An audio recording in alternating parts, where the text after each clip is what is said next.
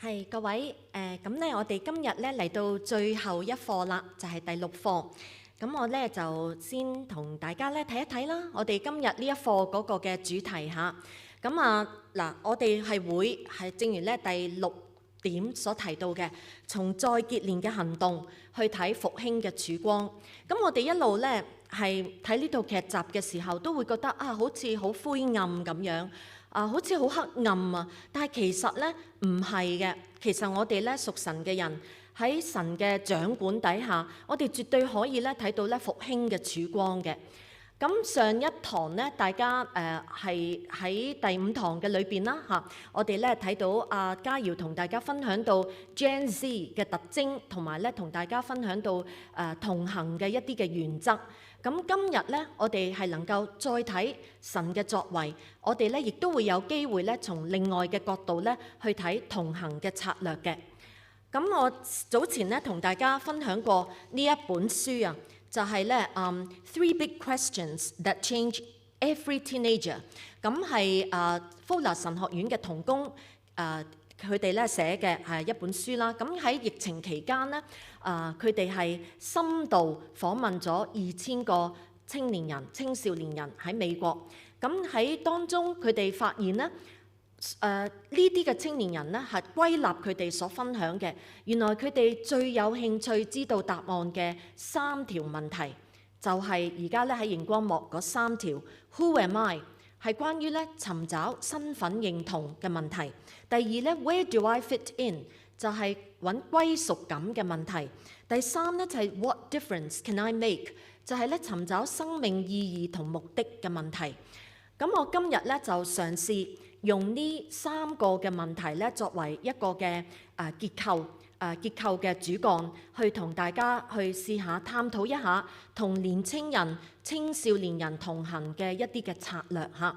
好啦，第一個問題 Who am I？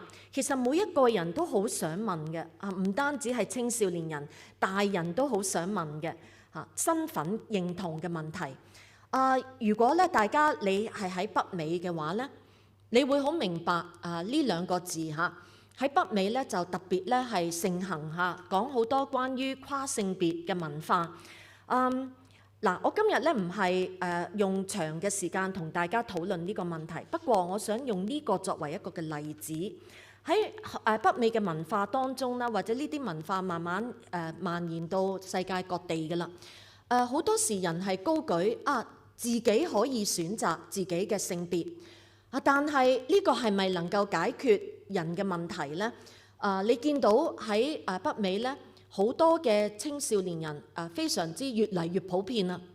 佢哋係選擇咧改變自己嘅性別，但係亦都同樣有好多出翻嚟講俾大家聽，其實係冇用嘅，係唔能夠咧解決到佢哋嘅情緒、佢哋生命嘅問題嘅。佢哋好想有進行 gender transitioning 改變佢哋嘅性別，但係亦都有唔少，亦都出翻嚟係 de-transitioning 還原翻佢哋嘅性別。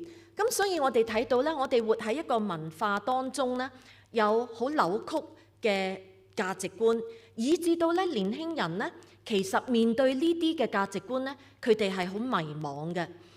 咁除咗呢啲嘅價值觀之外咧，我哋亦都睇到佢哋係面對別人嘅期望啦，別人嘅期望無論係師長啊、朋友啊、父母嘅期望啦，以至到令到佢哋都覺得好迷茫。佢究竟要做乜嘢嘅人呢？要做邊個呢？喺大人嘅圈子當中，特別父母好想自己嘅仔女特別係亞洲嘅亞洲人啊，香港都係啦，包括住。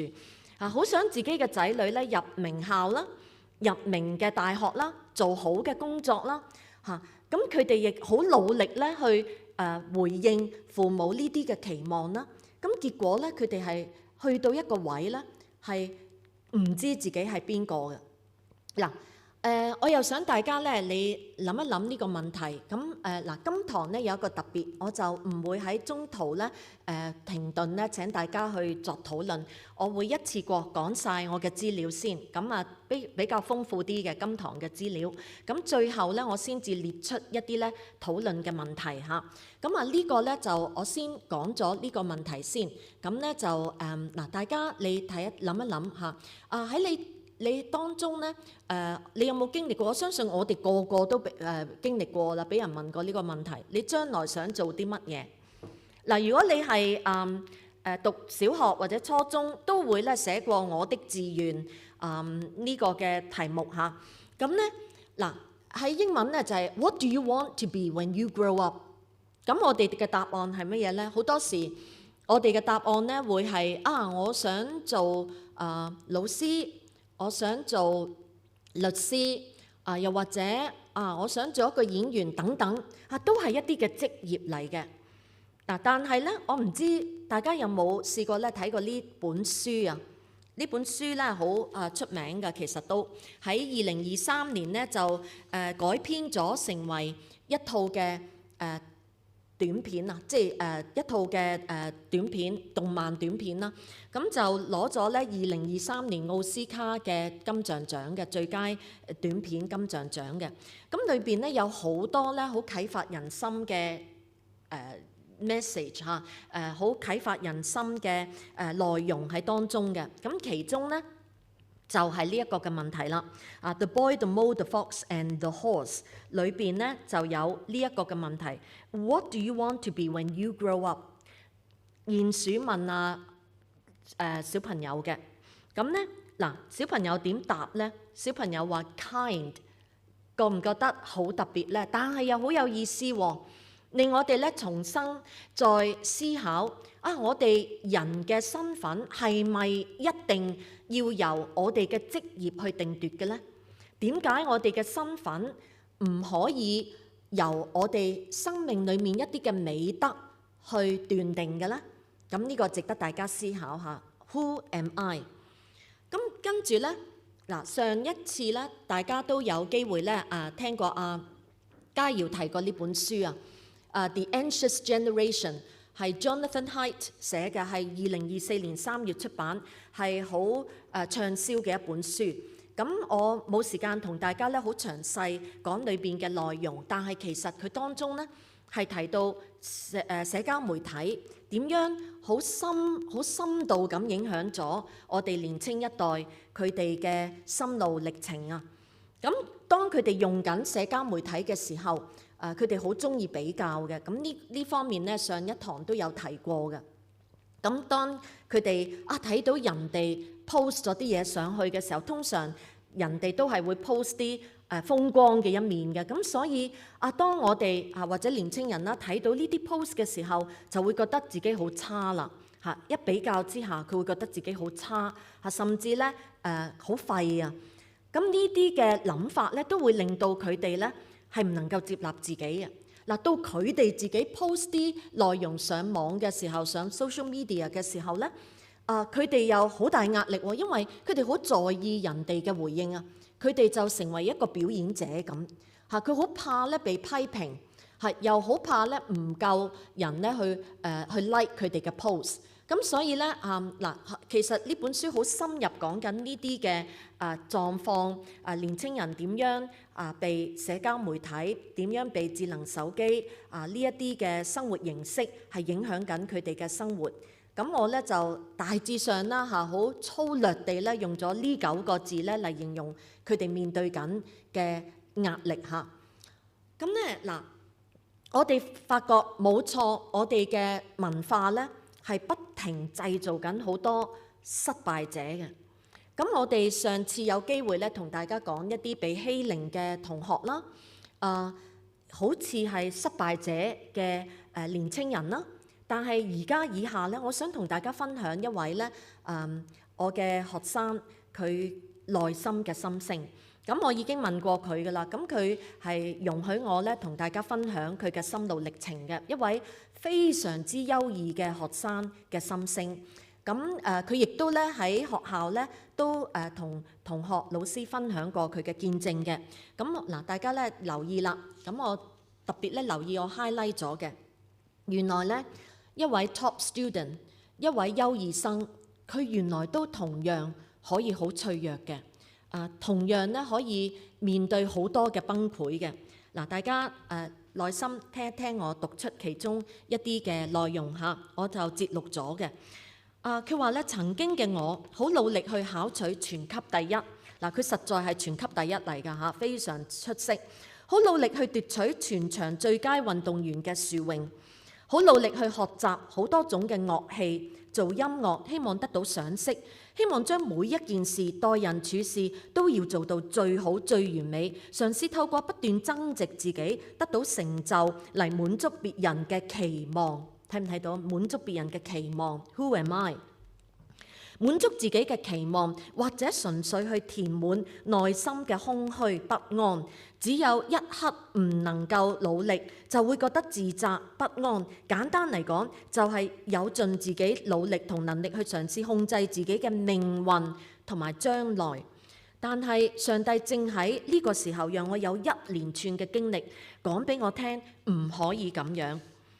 嗱，跟住咧，佢就提到因着一啲嘅紛爭啦嚇，咁我節錄咗省略咗啦。咁嗰度佢話咧，迫使我唔能夠再盡靠自己嘅努力，保持自己嘅形象，得咗抑鬱症，情緒低落，已經咧對生活失去咗興趣。咁好可惜係啊，佢係得咗抑鬱症嘅。後來嗱，我失去咗動力去做任何嘅事，失去咗動力去生存。以前以為無論點都唔會了結自己嘅生命嘅，因為再辛苦再艱難，亦都有自己嘅興趣、喜歡做嘅事、自己嘅夢想。原來人到咗谷底，係乜嘢都冇辦法再支撐自己生存嘅地步嘅。好啦，跟住佢又再講啦。佢話：當我嘅情緒狀態、身心已經唔容許我再去讀書、運動、玩音樂、同家人朋友傾偈、玩，就好似上帝一下子將所有從前用嚟充實我嘅生命、為我帶嚟滿足、榮耀、優越人生意義、生活色彩嘅事情都能力都奪走咗。只留下乜嘢都唔能夠做嘅空殼。對於一直都靠做好多嘢，將事情完成嘅成功感、滿足感、忙碌嘅充實、快感嚟填滿生命、作生命依歸嘅我嚟講，乜嘢都唔能夠做嘅生活，就係失去一切，同死人無異。就喺極之不知所措同埋迷惘嘅日子過咗1個星期左右，有1個月我參加崇拜嘅時候，講到嘅內容關於讀經嘅，突然聖靈嘅聲音對我講：你咩都做唔到，就抄下聖經啦。於是第2日我就開始咗每日抄1章聖經嘅習慣。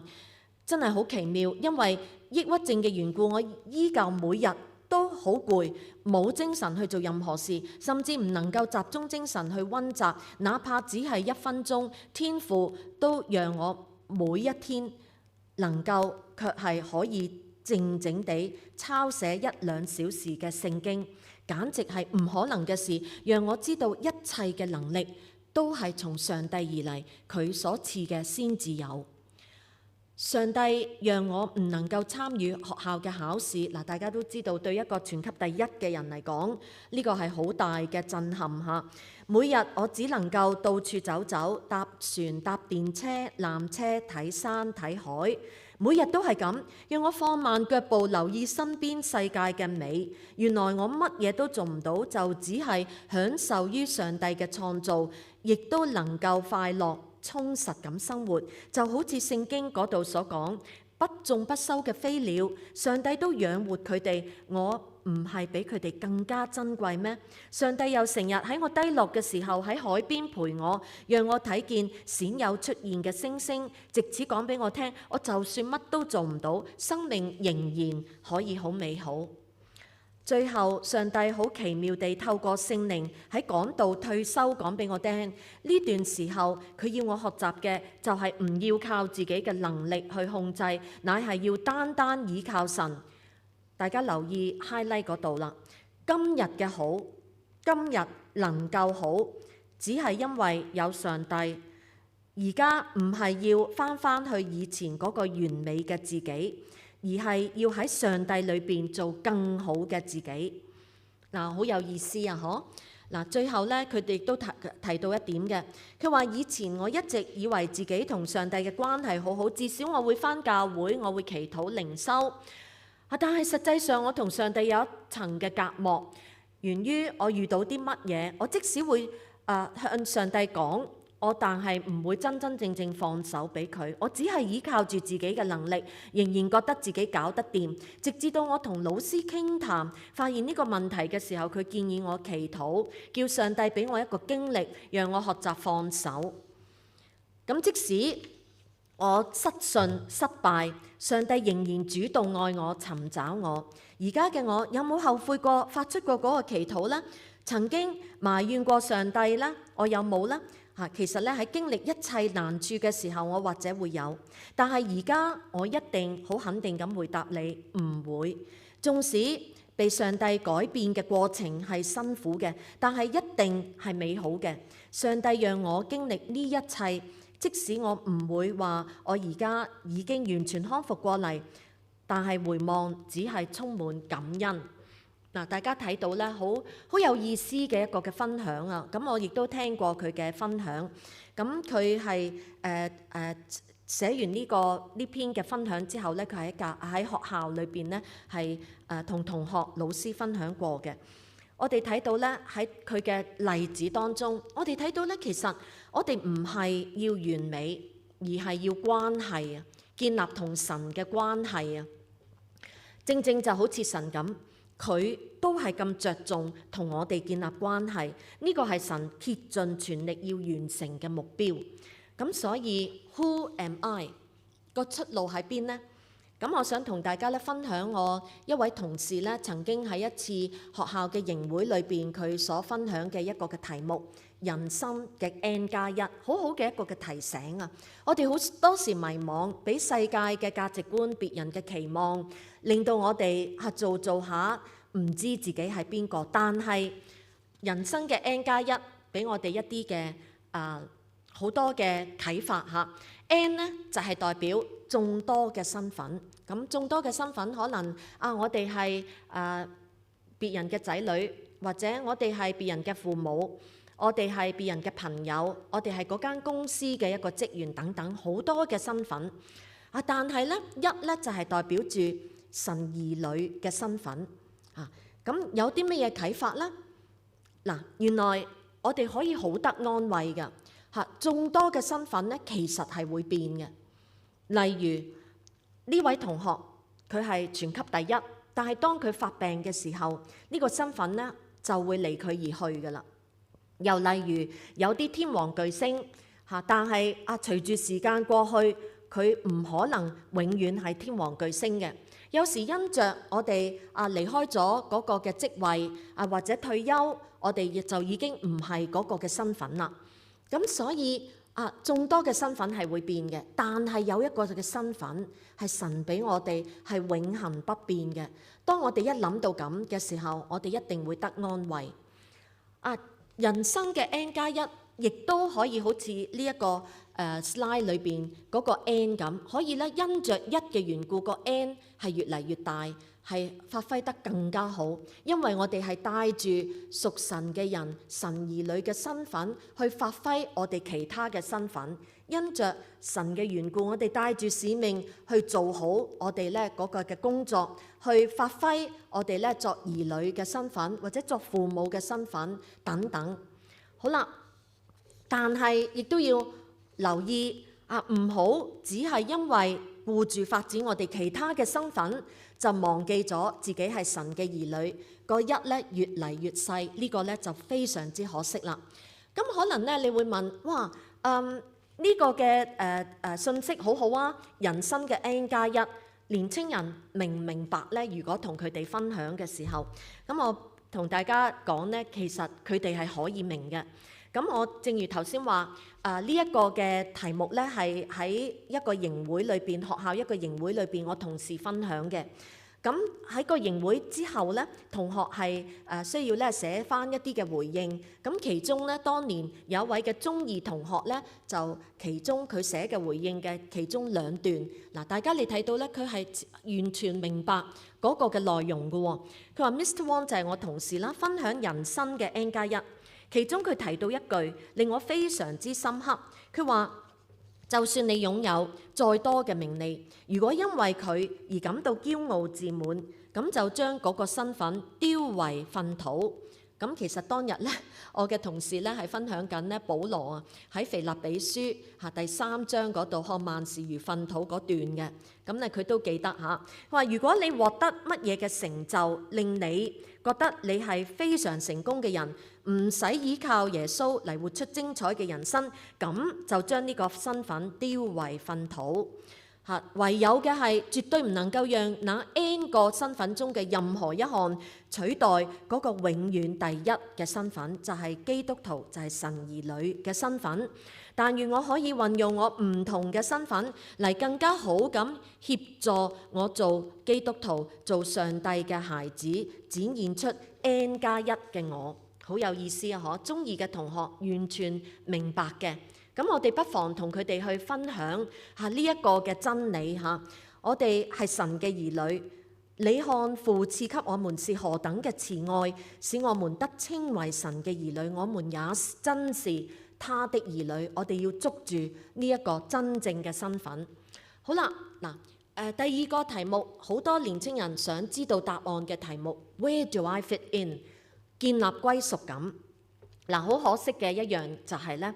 我哋所處嘅一個世代咧，喺我哋未有機會幫助一啲青少年人去揾到佢哋嘅歸屬感之先咧，佢哋可能已經俾世界嘅一啲嘢攞走咗去。例如咧，就係社交媒體啦。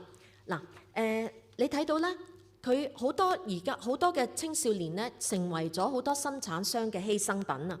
你睇到右邊嗰幅圖咧，就係一本書嘅書嘅封面啊，係 The Power of One。咁係其中一位嘅係一位嘅作者啦，作者就係 Frances Haugen。佢其實咧係 Facebook 曾經做過 Facebook 嘅數據科學家，咁但係佢後來咧就辭咗職，佢就成為咗吹哨人。點解咧？因為當佢做緊呢份工作嘅時候，佢發現咧，原來生產商咧就好多好冇良心嘅策略啊！佢哋係請一啲嘅專人咧，去完全咧就想製造一啲嘅機制咧，就令到啲人咧用戶咧係會上癮嘅，令一啲嘅內容咧會令到用戶咧係腦裏邊咧係即係生好多嘅多巴胺，以至到咧佢哋上癮嘅。所以咧佢係想揭露咧呢一啲嘅唔合良心嘅做法嚇，咁成為咗吹哨人。好啦，嗱跟住咧，我哋另一本書啦，頭先亦都提過 The Anxious Generation， 作者 Jonathan Haidt 咧亦都有提過同類嘅信息，就係生產商好想令到用戶連線啦，越連線當然佢嘅流量越多咧就越賺錢啦。但係當青少年人不停連線嘅時候，佢哋就同時間不停嘅離線。點樣離線呢？就係佢哋越少能夠同身邊嘅人咧有面對面嘅接觸，咁咧以至到佢哋越難咧去學社交嘅技巧啊。咁所以呢個都係一個咧好大嘅問題嚟嘅。咁而咧呢本書咧其實大家有興趣咧可以睇嘅。咁我只能夠好簡單講其中咧少少嘅片段嚇。佢提過嘅片段，其實佢做咗好豐富嘅研究，好有說服力咁咧，俾我哋睇到咧，原來2010至2015年嘅期間咧，智能手機咧就廣泛被用啦，以至到咧社交媒體咧就更加方便地、廣泛地，甚至係無限地被使用。咁呢個嘅現象其實係帶嚟好多唔好嘅後果嘅。第一個嘅後果咧，就係好多青少年人已經佢哋嘅童年係同我哋呢一代咧、上一代咧好唔同啊。上一代嘅兒童啦嚇，佢哋嘅童年咧係 play base 嘅，即係話咧佢哋好中意透過遊戲咧去學習社交技巧。佢哋得閒嘅時候咧係好中意遊戲，遊戲其實係好多嘅學習嘅，因為喺遊戲嘅過程當中咧，佢哋學習點樣同人相處啦。你要加入一個遊戲，你要付代價嘅，你能夠逗留喺個遊戲裏邊而唔離開，你要付代價嘅。遊戲嘅過程可能咧會有衝突，你要學習去解決嘅。咁譬如我哋細個時候，你會發現你玩過捉伊人啊、捕伊人啊、跳飛機啊、紅綠燈啊，又或者再有其他可能咧你玩過嘅遊戲其實係好好學習嘅工具。但係慢慢咧，你睇到而家嘅青少年人咧，佢哋已經唔係玩咁多呢啲面對面嘅遊戲，佢哋係喺網絡世界裏邊，係一個 phone-based childhood， 以至到佢哋嗰個社交能力咧係越嚟越降低嘅，而且咧佢哋好多時係唔需要付代價嘅，唔需要學習咧點樣去處理衝突嘅，因為佢要加入一個遊戲咧，佢好容易一 click 就入到去玩玩下覺得唔啱 key 喎，佢就一 click 就可以離開㗎啦。咁所以係完全唔需要付代價嘅，亦都咧唔使真係有深度嘅溝通嘅。可能你會話唔係啊，佢哋玩一啲遊戲game 嘅時候 ，group game 嘅時候，佢哋都會有分享嘅。咁但係嗰種嘅分享好唔同，唔係深度嘅分享，唔係喺屬靈裏邊深層次嘅分享，可能係一啲好表面講一啲咧，即係factual 講一啲好表面嘅資料性嘅分享。咁所以係一個咧好大嘅一個嘅損失。嗱，大家亦都睇到咧，呢本書亦都提過咧。當智能手機、互聯網、社交媒體好盛行嘅時候，佢做過一個研究，美國大學生情緒病喺2010年咧就係呢啲嘅智能手機啊、社交媒體啊好盛行嘅時候，2010年之後係激增嘅，患焦慮症嘅咧係增幅咧係134%。患抑鬱症嘅青少年人咧，增幅咧係106%。好啦，咁至於咧喺英國，唔係淨係美國嘅喎，英國其他嘅國家都係，我只係攞2個例子啫。英國13至16歲嘅青少年人咧，佢哋自殘嘅行為咧，亦都係激增嘅。男嘅咧就134%嘅激增，女嘅咧就係78%，係好恐怖啊！嗬。嗱，所以我哋睇到實在有一個嘅需要，我哋要搶翻我哋嘅青少年人出嚟。佢哋覺得網絡世界係佢哋所屬嘅地方，我哋就要將佢哋救翻出嚟。點樣將佢哋救翻出嚟呢？嗱，我哋嘅出路係啲乜嘢呢？我同大家分享幾點嚇。咁其實你要佢覺得自己屬於嗰笪地方呢，一定要有3個嘅特徵。第一，就係佢要覺得嗰笪地方佢感到安全。第二咧就係佢唔需要掩飾佢嘅真我。第三咧就係佢覺得自己係被看見嘅。咁呢個一定要有呢啲嘅特色。咁嗱，我哋點樣係製造呢啲嘅元素咧？嗱，我就用咗4個英文字 SALT 嚟同大家去分享咧點樣可以幫助少年人去覺得佢係屬於嗰笪地方嘅。 S 就係代表 security 安全感， A accompaniment 陪伴， L language 愛嘅語言， T talk 溝通。好啦，嗱，安全感啦。我哋睇安全感嘅時候咧，其實上一次嘉瑤咧都有提到少少呢一方面嘅內容。咁我咧都唔會咧好詳細咧去分析嘅。咁不過咧，我想好簡單提2點。其實家庭係可以成為孩子成長嘅安全基地同埋避風港。嗱，家庭應該係一個安全基地，俾小朋友有一定嘅自由度同埋安全去探索。嗱，大家要留意。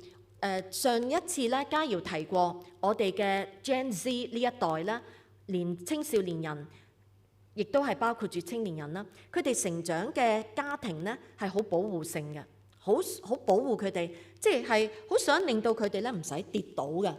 嗱，呢一種咧係想為佢哋製造安全，但係並不代表一定令到佢哋有安全感嘅喎。可能佢哋覺得好大壓力嘅喎，因為過度嘅保護咧，佢哋會令到佢哋會有窒息嘅感覺嘅。咁而且亦都係攔阻咗佢哋咧喺外邊咧去探索嘅機會。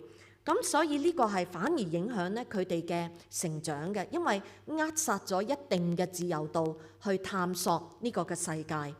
咁另一方面咧，呢個家庭亦都應該係一個避風港，因為當佢哋喺外邊嘅世界探索同埋經歷之後，佢哋返到屋企可以咧好坦誠咁分享內心嘅情緒，而唔覺得咧係被批判嘅。佢哋係反而喺當中得到指引嘅。咁呢個亦都係上一次咧嘉瑤提到同行嘅時候，可能我哋要留意一啲嘅原則。咁呢個亦都係俾大家一個參考。咁呢個成為家庭嘅安全基地同埋避風港呢，我係取材自咧啟發美滿婚姻課程嘅資料嘅。咁我覺得呢個係好值得我哋去思考當中嘅。咁所以其實唔單止係家庭，甚至學校同埋教會都應該係年青人嘅安全基地。佢有一定嘅自由度。同埋咧安全去探索哪怕佢可能會跌倒，但係跌倒之後佢返到嚟，佢可以係一個嘅揾到佢嘅避風港，佢得到大人同佢同行嘅大人嘅指引同埋接納。咁呢個咧都係值得我哋留意。好啦，跟住同大家講陪伴啦。嗱，陪伴咧係我哋留意嘅就係。我好想咧係只能夠集中到時間關係啦，集中講如果我哋嘅身邊嘅年青人佢面對一啲難處，或者佢面對一啲困難出咗事，或者有一啲嘅問題嘅時候，我哋應該用啲咩嘅態度？我哋能唔能夠陪伴佢呢？能唔能夠聆聽佢呢？我哋可唔可以投放時間而唔咁易去批評佢所做嘅嘢呢？咁正如我提過上一堂咧，嘉瑤都有提到呢一點嘅。咁而我亦都想咧同大家用聖經一個嘅片段同大家睇下睇一睇乜嘢叫做咧陪伴願意投放時間，但係又唔輕易批評嘅。如果我哋想做年青人工作嘅時候，我哋如果唔能夠投放時間咧，係可能唔會咁有效嘅。嗱，我哋睇下主耶穌嘅榜樣啦。你睇到咧，你睇基督生平嘅時候，佢經常同門徒一齊生活嘅，大部分嘅時間去陪伴住佢哋嘅。喺佢哋做錯事嘅時候，你睇到佢係並冇拆毀性嘅指責嘅。咁我就揀咗約翰福音21章同大家分享下。咁大家咧知道當中嗰個嘅背景啊。彼得佢3次唔認主，心裏邊其實已經好內疚，又好沮喪啦。自己嘅主唔喺身邊，佢又沮喪地帶住啲同伴去打魚啦。咁結果主耶穌點樣做呢？點樣去挽回佢呢？嗱，你睇到咧，耶穌喺提比里亞海嘅顯現嘅時候，耶穌第一句並唔係責備佢。並唔係追問佢你做咩嗰日3次唔認我，亦都唔係追問佢你做咩而家又打返魚啊？你唔記得你嘅使命咩？咁冇呢啲拆毀性嘅責備，反而佢第一句問咩呢？我覺得又係好窩心啊！小子，你們有吃的沒有啊？喺第5節，你有冇嘢食啊？呢句嘅説話咧，通常都係一啲好關心自己仔女嘅父母問嘅。或者好關心自己嘅人問嘅。如果你仲記得咧，喺Adolescence 呢套劇集嘅第1集，當爸爸要離開警局啦，要留低Jamie 嘅時候，佢臨走都講一句：你記住食埋嗰啲 cornflakes 啊，你記住食埋你嘅早餐啊，好關心佢食嘅嘢啊。呢個咧係好溫馨嘅一個代表嚟嘅絕對咧真誠嘅關心嘅一個代表。好啦，嗱，佢正如我頭先講，佢冇話佢你做咩又打翻魚啊？反而咧，佢點講啊？第6節啊，你打魚啊？你哋將網撒喺魚嘅右邊，就必得着。啊，你打魚啊？打啦，我俾你打多啲，睇唔睇到啊？好關心嘅一個動作啊！跟住打完魚之後唔止喎，上咗岸咧，已經有好暖嘅早餐為佢哋預備咗啦。唔單止喎，仲遞埋早餐俾佢哋食喎。食完之後仲點啊？適時嘅傾談啦，啊，睇唔睇到1對1生命對談啊？我哋嘅主耶穌同我哋示範緊同彼得嘅生命對談啊！嗱，佢同彼得嘅對談裏邊，佢唔係同佢去拗道理，反而係用佢嘅説話挑翻起彼得愛佢嘅心，3次嘅問你愛我比這些更深喎，挑翻起彼得愛佢嘅心，甚至仍然選擇去信任佢、託付佢，將重任交俾佢。你餵養我嘅羊。如果你同我係彼得，你會唔會真係死心塌地咁去跟隨呢一位主呢？我相信一定會俾佢嘅愛咧融化咗嚇。嗱，主耶穌就俾我哋睇到一個乜嘢叫做完美嘅同行啦。咁其實咧，我都想同大家好簡單講一講呢一個嘅片段嚇，一位吸食太空油嘅青年人嘅故事。我並唔係直接認識呢位青年人，而係我聽一個講座嘅時候咧，睇到佢嘅一個嘅經歷嚇。咁呢個青年人咧，正如我頭先話，我哋係好想為青年人去建立一個屬佢嘅地方。當佢覺得嗰笪地方唔屬於佢嘅時候，佢就要去揾屬於自己嘅群體㗎啦。呢個青年人就係一個例子。佢喺學校裏邊咧，因為佢讀書唔好啊，咁所以咧佢好多挫敗感，佢覺得不被接納，佢又覺得屋企人應該唔能夠接納佢讀唔到書嘅，咁所以佢不被肯定嘅時候，佢就要逃避啦。咁佢咧就揾到一班咧吸食太空油嘅群體，佢覺得喺佢哋當中佢唔使扮嘢啊，佢覺得被接納啊。佢一方面咧，佢離開主流學校唔能夠面對家人，但係佢喺呢個群體裏邊咧，佢面對到佢哋。於是呢個群體就成為咧佢逃避負面情緒嘅一個基地。咁但係後來好好嘅一個位咧，就係佢後來出嚟做嘢嚇，開始係出嚟做嘢喺工作嘅群體啊，佢竟然揾到佢嘅成功感，揾到被接納、被肯定、有安全感嘅一個嘅地方啊。咁所以佢開始咧積極為自己增值。再讀翻書，行翻出嚟。咁所以我哋嘅目標就係我哋能唔能夠製造一個嘅地方，成為呢一班我哋關心嘅青少年人嘅支持系統呢？好啦，跟住第3樣啦，就係 language 愛嘅語言。咁愛嘅語言呢，我先從一個角度同大家講下。喺當我哋要同青年人confront 嘅時候，或者指出佢哋一啲嘅問題嘅時候，我先講呢一方面先。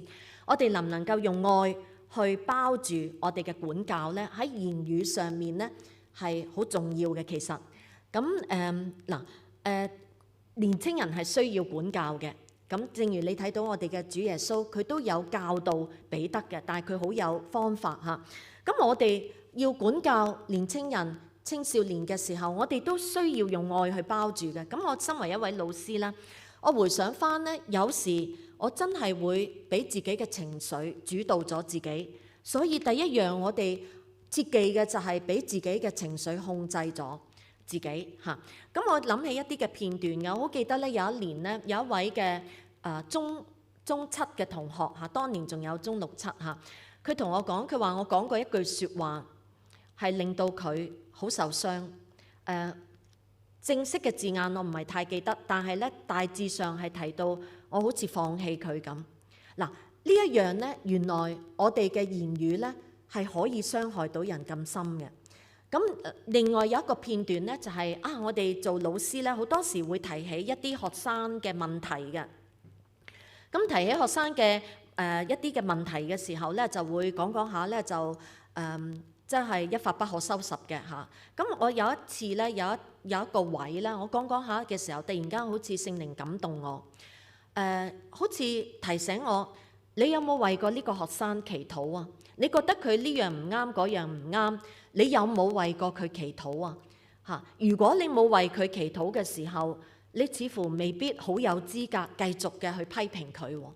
咁我覺得一個好好嘅提醒。嗱，我唔係話我能夠下下都做到啊，我能夠可以咧咁有愛心嚇，為到每一個做到好差嘅學生祈禱，我唔係下下得勝。但係呢個係好好嘅提醒。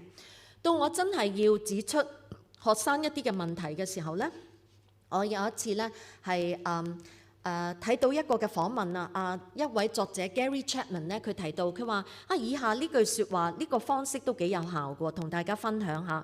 佢話咧當對方做錯嘢啦，個青年人做錯嘢啦，你可以同佢咁講：我成日都以你為榮㗎 ，I'm always proud of you。我好少你好少咧唔守承諾㗎，好少犯規嘅嚇，好少做錯事嘅。但係今次你真係做錯咗喎。你知唔知後果係點呢？咁嗱，一開始咧係肯定咗佢先，咁跟住先至指出佢嘅問題，似乎佢容易受落到。咁以下呢一句咧係我自己咧同學生指出佢嘅問題嘅時候，或者最後，我好多時都會講，我都覺得咧都幾有效嘅。我會同佢講，我話我對你係有期望嘅，我知你會改嘅，所以我先至用咁多時間同你改同你講啊，同你傾啊。睇到我並冇咧放棄佢同埋喺傾談嘅過程當中，少啲去講你做錯乜做錯乜，而係多啲講自己嘅感受切忌咧俾佢覺得佢冇得救噶啦。咁呢個都係我哋值得咧留意嘅位嚇。好，咁跟住咧愛嘅語言，我覺得咧亦都有另外咧，我想大家咧有機會可以參考下呢本書啦嚇，要用啱語言喎。咁Gary Chapman 咧，佢曾經寫過 The Five Love Languages， 咁佢亦都之後咧有寫過呢一本 The Five Love Languages of Children。咁其實呢個好緊要嘅喎，有一位嘅年青人佢呢位作者分享，曾經有一位年青人同佢講，佢話我覺得爸爸唔錫我㗎，但係咧呢個作者肯定咧佢爸爸好錫佢，因為咧佢直接識佢嘅爸爸嘅。但係後來佢發現咧，原來佢爸爸咧係用錯咗表達愛嘅語言啊！咁嗱其實你睇一睇下，你睇一睇喺呢一度咧有5種表達愛嘅語言嗱，分別咧就係肯定嘅言語、精心嘅禮物、身體嘅接觸、盡心嘅服務同埋咧優質嘅時間。咁咧嗱，譬如我舉個例子，有啲小朋友咧，佢唔係太過介意你俾唔俾禮物佢嘅，但係如果你一味咧係俾禮物佢，佢又覺得好似好唔珍惜嘅時候，你就覺得佢乜咁㗎？咁唔識得珍惜大人嘅心意㗎咁，可能咧對佢嚟講咧，一句肯定嘅言語咧個重量咧係超過咧一件精心嘅禮物。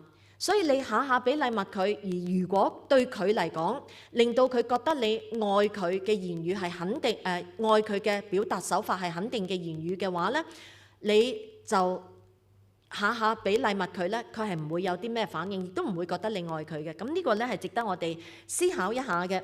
咁可能咧你就會話我點知佢中意啲乜嘢嘅言語表達方式咧？咁呢度咧有一個嘅 quiz 啦，大家你有興趣啦，可以上網咧係免費做嘅。你可以同嗰個青年人啦、青少年人啦、你嘅學生或者你嘅仔女啦一齊做嘅。咁你就會知道乜嘢嘅表達方式令到佢覺得被愛嚇。咁我咧就簡單咧用2個例子。其中一個例子咧就係盡心嘅服務，頭先提過啊嘛。其中一個表達方式就係盡心服務啊嘛。咁我講一個真實嘅見證俾大家聽下。咁喺我團契裏邊咧，有位弟兄咧，佢每晚咧都為佢個仔咧係搣一隻橙嘅。咁唔係佢個仔唔識搣橙喎，亦都唔係咧佢縱容佢個仔喎。呢個係佢愛心嘅表達，透過呢個盡心嘅服務咧嚟去俾個仔知道佢係錫佢嘅。咁咧佢哋一直咧做咗成10年啦呢個動作，所以佢搣咗咧4000幾隻橙嘅。咁佢哋父子關係好好嘅嚇，個仔咧當然唔係珍惜嗰隻橙啦，而係珍惜爸爸呢個動作背後嘅愛啦嚇。好啦，嗱第2個例子咧就係優質嘅時間嚇。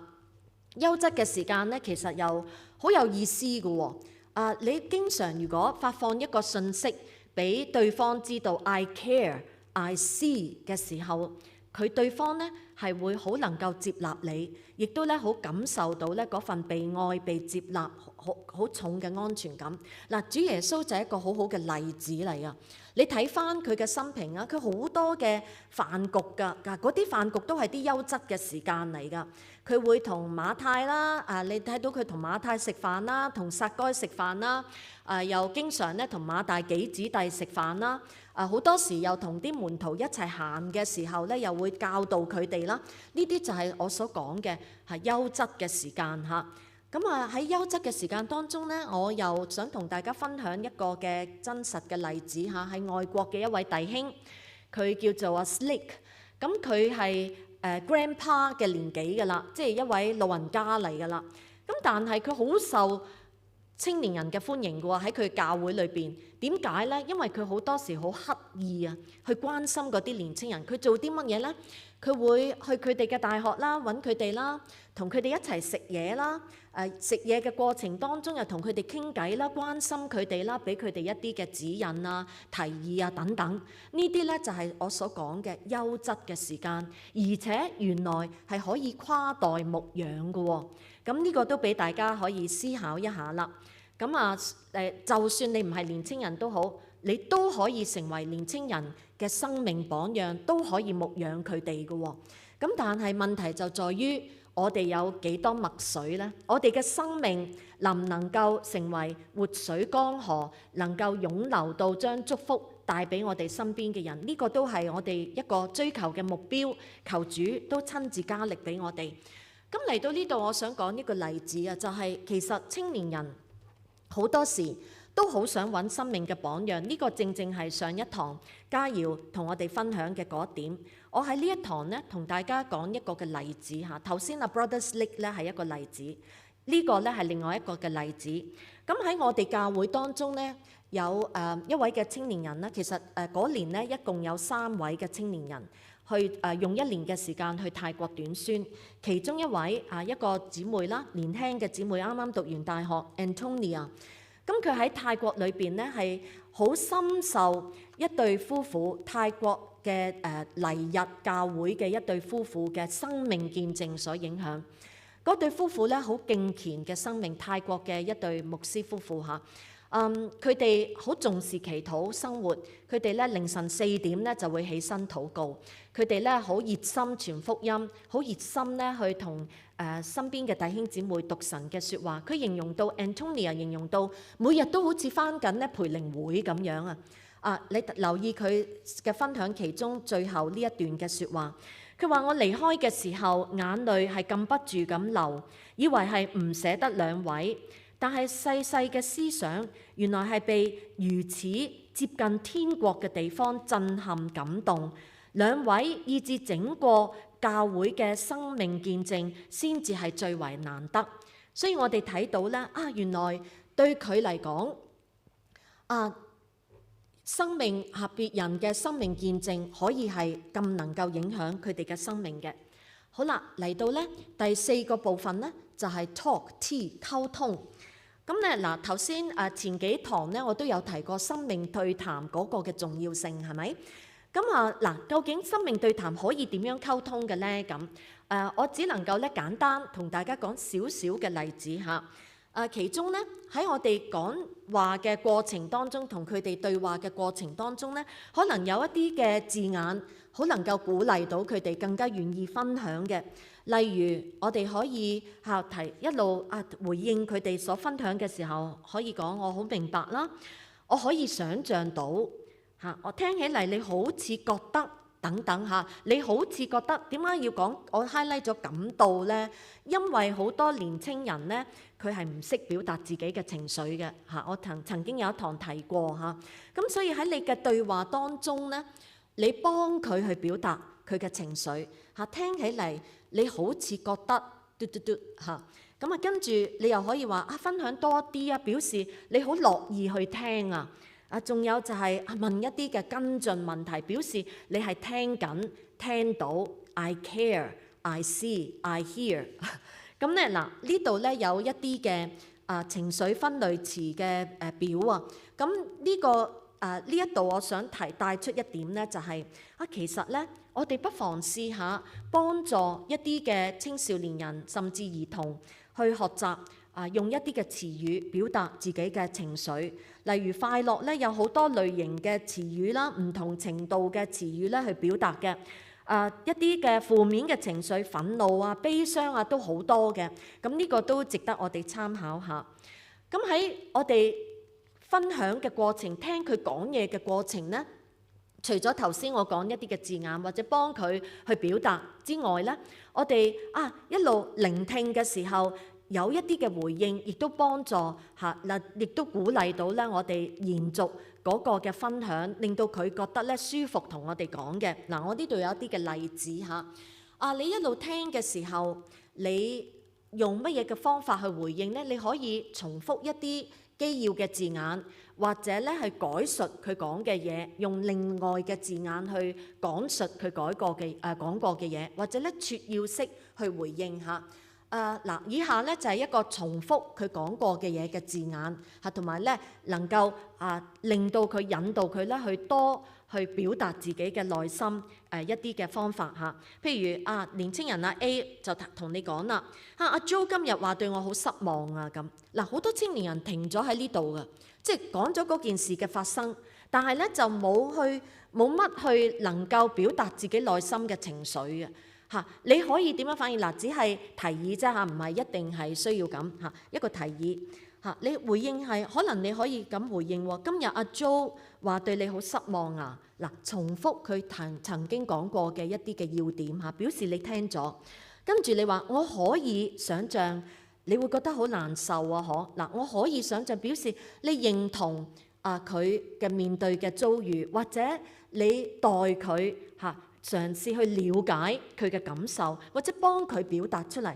我可以想像到你一定會覺得好難受啦，或者你一定會覺得好心痛啦，或者你一定會覺得好委屈啦，等等嚇。咁有啲小朋友咧，可能佢唔識表達，你叫佢畫出嚟咧都有幫助嘅喎。嗱，咁喺交談嘅過程當中，正如我曾經有一堂提過，其實而家呢一代嘅青少年人，佢好喜歡別人聽佢哋嘅故事，佢亦都唔介意去聽人哋嘅故事嘅，佢內心好想同人有結連嘅。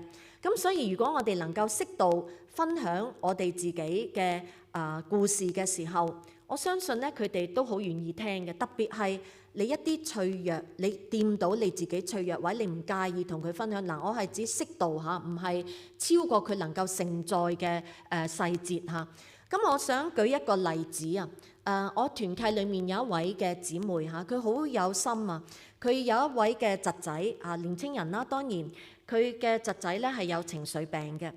咁佢係好想去關心佢。最初佢侄仔咧係唔回應佢嘅，俾信息佢咧係已讀不回嘅。但係後來見佢不停好想去關心嘅時候咧，佢都願意去出嚟同佢一齊食飯。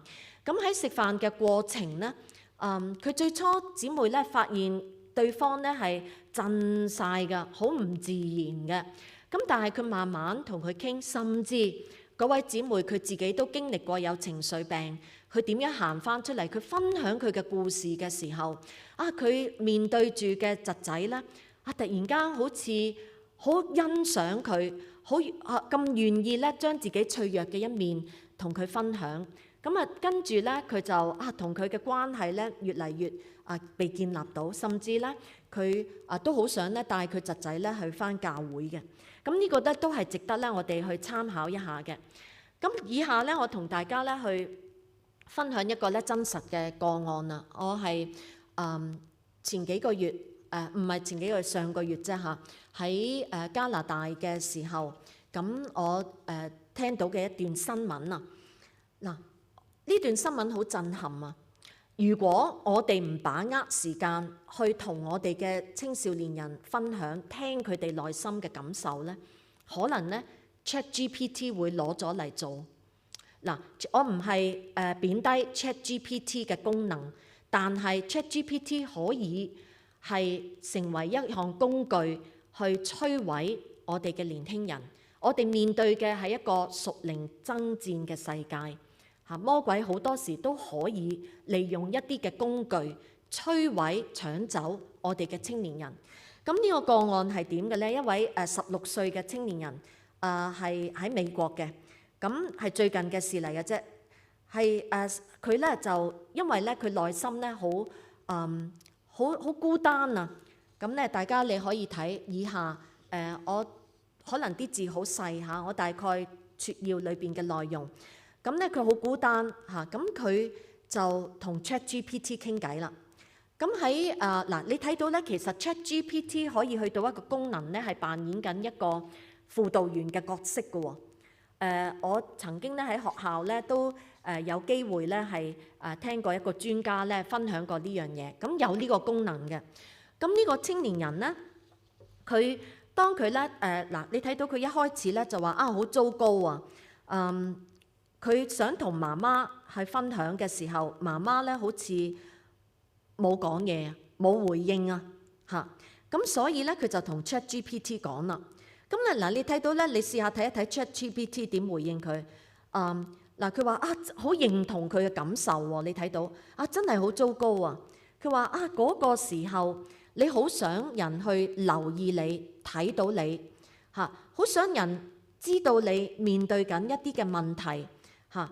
你好想唔需要講，人哋都留意到，但係佢哋冇喎嚇。似乎佢哋嘅表現係見證住你內心嗰個嘅恐懼係真嘅喎嚇。甚至即使你喺佢哋面前消失都好啦，似乎佢哋都連眼都唔會眨一下嘅喎。嗱，你睇到幾恐怖，係 ChatGPT 同佢講緊嘢。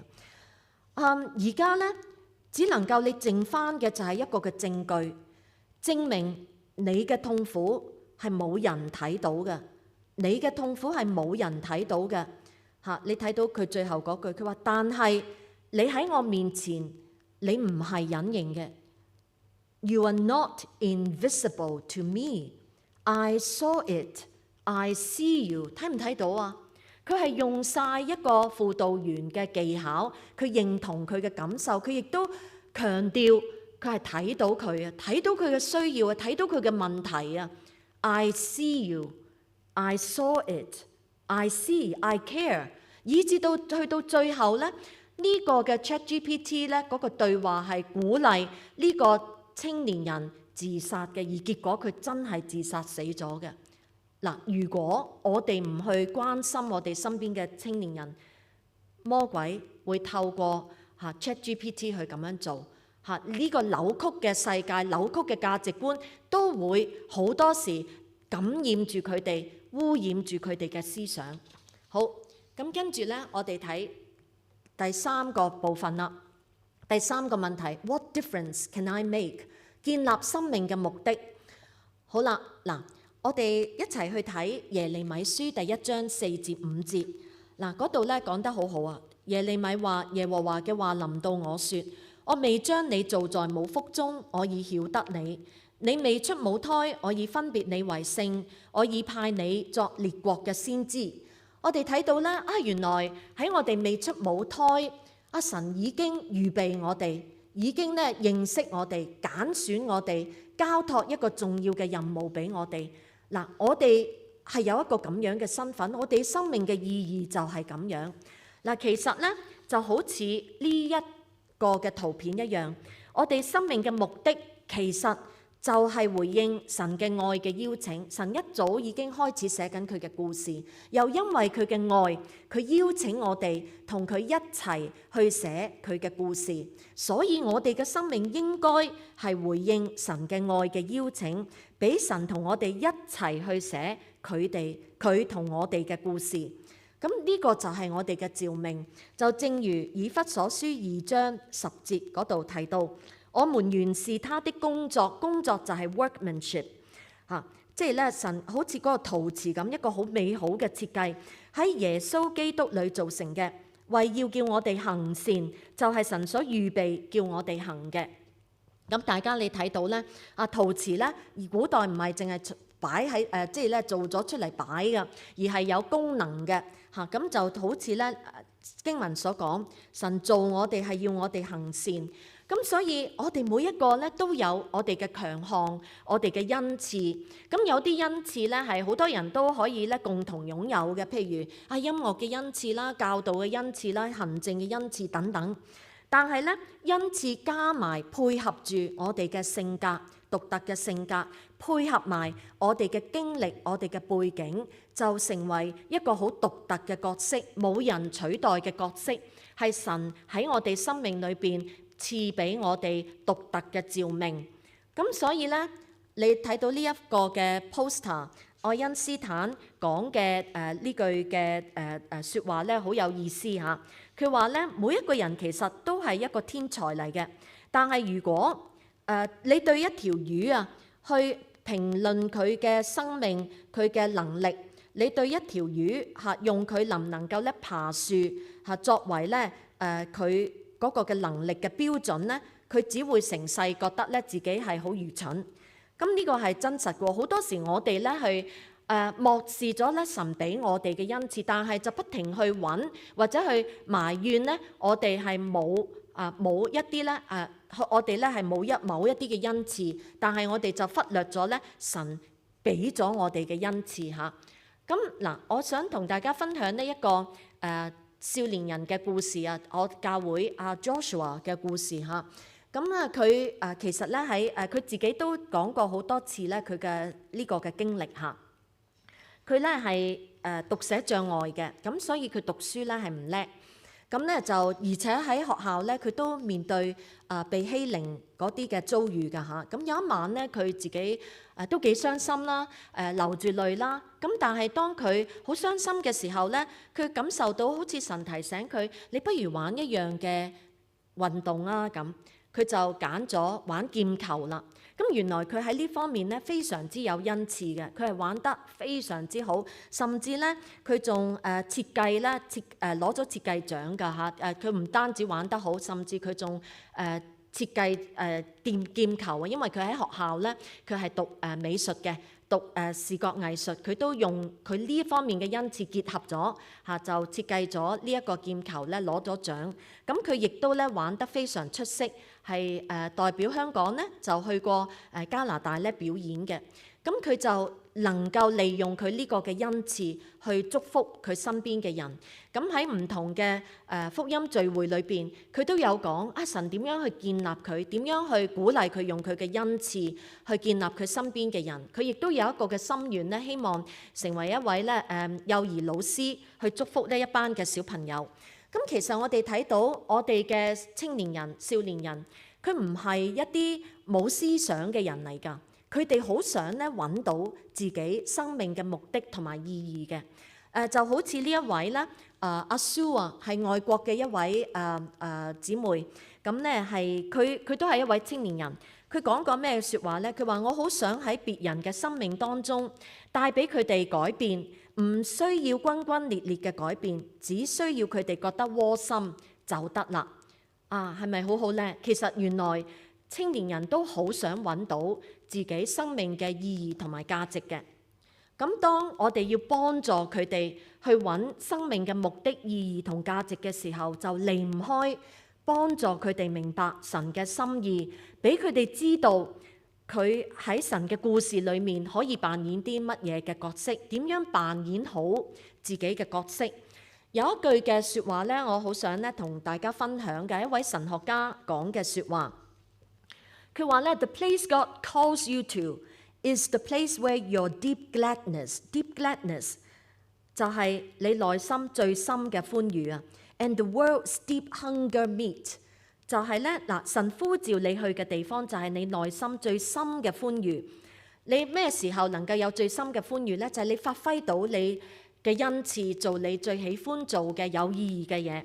而當你做緊呢樣嘢嘅時候，你同時間係能夠同世界最深嘅飢渴交匯嘅。咁呢個咧就係你被召嘅地方啦。即係話，你能夠用你嘅強項，用你嘅恩賜，神俾嘅恩賜去祝福你身邊嘅人。咁我哋咧點樣去可以能夠幫助我哋嘅身邊嘅青少年人有呢啲嘅平台去發揮咧，去讓佢發掘到自己生命嘅意義同價值咧？其實好多地方好多嘅方法都可以。我而家咧舉出其中一個嘅例子嚇。喺我哋學校咧，最近呢3年咧都開始咗一個嘅活動啊，就係福音嘉年華。即係咧係嗰一日咧係有一段嘅時間，就係讓學生咧即係放咗學之後能夠自由性質去參與一啲咧福音嘅攤位。咁我哋咧亦都招聚一啲咧基督徒同學，按住佢哋嘅恩賜強項喺學校裏邊咧係建立唔同嘅攤位啦。例如呢度咧你睇到有6個攤位嘅，咁就按住佢哋嘅恩賜咧去傳福音，去述説佢哋嘅故事。咁我舉其中一啲例子嚇。嗱，好似咧其中咧佢哋有桌遊區 board game adventure。咁嗱喺其中一間房裏邊，你睇到一檔咧就係佢哋玩緊 board game 啦。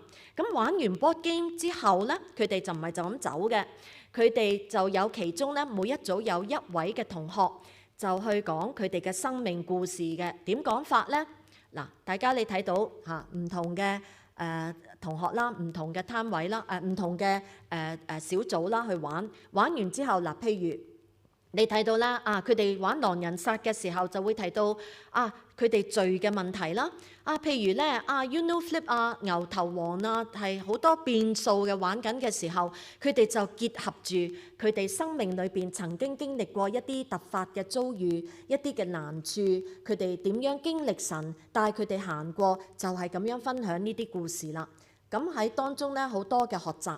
嗱，同時間咧喺另一間房咧有另類嘅活動，都係傳福音嘅活動。不過呢個咧就叫做五色烏冬嘅活動。咁其實咧就係用五色福音咧嚟去同同學咧傳福音嘅，都係咧學生自己做翻嘅。咁第1年咧佢哋係用五色珠，第2年咧就五色啫喱，今年咧就五色烏冬。咁咧係透過啲配料咧，就係用到5種唔同嘅顏色，咁佢哋又好開心啦，食得好開心，又傳福音傳得好開心嘅。亦都另外咧，同時間喺另一間房咧，又有一組咧，就係 afternoon tea corner 啦。飲緊下午茶嘅時候，講述自己嘅生命經歷喺神裏邊，神點樣帶佢哋行過唔同嘅挑戰。亦都有同學咧用屬靈4定律去分享，亦都有咧又另一間房啦，就係咧 My Song My Story 綜合詩歌同埋咧生命故事。咁佢哋唔單止唱詩歌，亦都咧講述自己嘅生命故事。咁有同學咧就好開心啊！完咗呢個侍奉，佢話佢見到有老師聽佢講嘅時候好感動，而且咧其他同學都好專心聽。咁仲有咧就係透過播放一啲嘅短片，然之後述說自己嘅生命見證。亦都有咧透過咧一啲嘅視藝嘅活動去結合咧自己嘅生命故事。咁呢個咧就係其中有同學教其他同學去畫書籤啦。畫完之後咧就有同學咧去講佢自己嘅見證嘅。咁其中我好深刻印象有一位咧，其實佢係有情緒病嘅情緒問題，但係咧佢都好樂意咧參與喺呢個侍奉當中，講述神點樣去拯救佢點樣讓佢咧能夠好冇安全感嘅時候喺神嘅裏面得到平安。咁佢亦都分享到咧有呢啲嘅經歷嘅時候，侍奉嘅機會嘅時候，佢係好開心嘅。咁我都好想咧同大家咧講多少少咧，其實喺世界各地咧，喺呢一個劃時代嘅呢一個嘅年代啊，我哋睇到咧有好多咧復興嘅曙光。我最近咧有機會咧係睇到即係認識到點解喺而家一個咧咁非一般嘅世代，反而有咁多復興嘅曙光爆發緊出嚟咧？其實都好明白到、好理解到嘅。正正因為我哋嘅世代咧係咁荒謬啊、咁悖謬啊，所以咧慢慢越嚟越多嘅青年人好想去尋求生命嘅方向、意義、目的同埋平安。特別社交媒體咧帶嚟嘅焦慮、局勢嘅唔穩定，更加讓佢哋咧好想去揾到方向。疫情嚴重化咗啲嘅問題啦，道德界線嘅模糊啦。所以更多嘅年青人咧，佢係好想去揾生命嘅方向，揾出生命嘅真理。咁如果我哋能夠揸緊住呢一啲嘅機會，係讓佢哋從聖經、從神喺教會嘅當中去揾到咧，就非常之好嘅一個嘅機會嚟啦。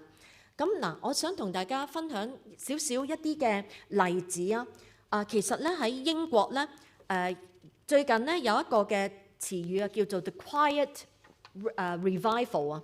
咁喺英國咧，原來已經慢慢咧越嚟越多嘅 Gen Z 嘅青年人咧係返緊教會，開始返教會。係2018至2024年度咧，呢幾年嘅時間咧，係平均每個月起碼返個教會一次嘅年青人咧係越嚟越多嘅。由2018年嘅4% 去到2024年嘅16%。男仔咧就係由4% 去到21%，女仔咧就由3% 咧升到去12%。咁好啦，嗱，至於咧其他嘅地方咧，譬如喺馬來西亞、尼泊爾啊、緬甸呢啲地方咧，都有屬靈復興嘅曙光嘅。我記得咧喺2月嘅時候，我有機會咧係睇過喺網上咧睇過一個 online global conference，Global 25，裡面咧有好多嘅傳道人啦、牧者分享世界各地唔同嘅復興。咁其中咧有位牧者咧，佢提到喺馬來西亞嗰啲嘅年青人咧係開始咧有好顯著嘅復興啊！喺佢教會咧，就每個星期五都有早上嘅 online 嘅祈禱會嘅網上祈禱會。咁佢係發現咧，平均每一次嘅祈禱會咧都有成300個年青人咧去參與嘅。咁佢哋係為到學校啦，為到家庭，為到教會，為到牧者老師去禱告嘅。嗱，跟住你又睇到尼泊爾都有喎。喺有牧者提到咧，喺尼泊爾有青年人咧係甚至唔介意係用8個鐘頭嘅時間去到一笪地方咧去聽一啲嘅青年大會，係當中咧有呼召去做全時間侍奉嘅時候，好多嘅年青人咧都回應嚇，亦都佢哋嘅回應咧其實係要付相當大嘅代價嘅。咁喺緬甸、伊朗、以色列呢啲咧係局勢唔穩定嘅地方，都有年青人咧紛紛嘅去願意咧係認識神嚇，亦都係有復興嘅現象喺當中嚇。咁所以我哋睇見冇錯，世代係越嚟越艱難，但係咧神亦都繼續做緊工作。咁混亂嘅世代，更加多嘅人咧願意咧去尋找真理。咁喺以下咧呢度你睇到咧有幾幅圖畫喎。咁咧呢幾幅圖畫咧呢幾幅相片嚇。咁呢幾幅相片裏邊咧都係一啲咧喺我教會嘅青年人帶俾我自己好多嘅鼓勵啊。咁你睇到第一幅相片就係3位嘅青年人咧，佢哋係曾經喺2023年至24年2024年嘅2023至24年嘅時候咧，就去到泰國去到宣教1年嘅時間。咁你2024可以講係咁咧。嗱，你睇到咧，佢哋喺當中咧係好多嘅經歷，好多係生命嘅見證咧，震撼住佢哋。咁咧喺中間咧嗰幅嘅相片咧，咁嗰位嘅青年人咧就啱啱咧就決定咗放低佢喺香港做英文老師嘅工作，咁佢就用2年嘅時間，願意咧去到柬埔寨做宣教嘅工作。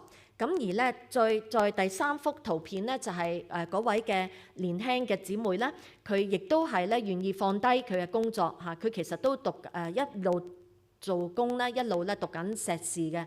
咁佢但係都願意放低，佢想探索咧去外地啦，去接受呢個嘅訓練，去參與咧宣教嘅工作。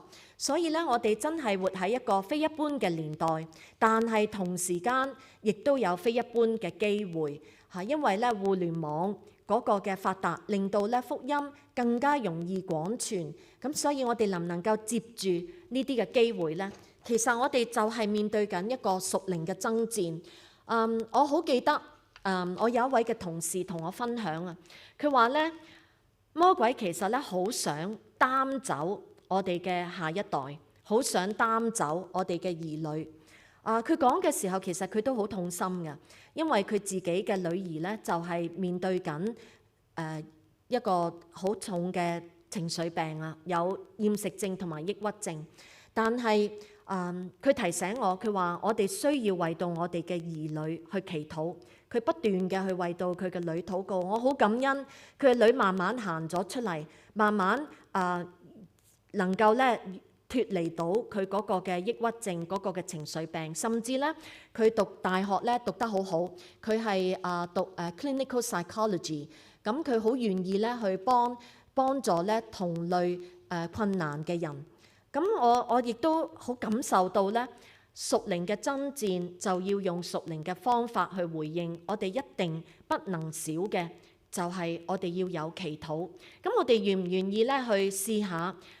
試下好多時我哋都好想咧3、5幾個就一齊去做一啲嘢，試下一齊去祈禱，定期嘅為到我哋下一代去禱告啊！咁我好感恩咧，最近我認識一位姊妹咧，佢就已經喺佢嘅教會咧係成立咗祈禱小組，為到下一代，為到佢哋服侍嘅兒童提名禱告，甚至為到佢哋嘅兒童嘅家人禱告。咁呢個係好好嘅榜樣嚇。咁我哋願唔願意參與喺神嘅故事裏邊呢？咁最後咧，時間關係啦，我就冇機會咧俾大家咧去進行當中有一啲嘅討論。咁但係咧，大家可以咧試下。如果你唔想加一堂去討論嘅話咧，你可以將以下呢啲咧作為一個嘅思考問題。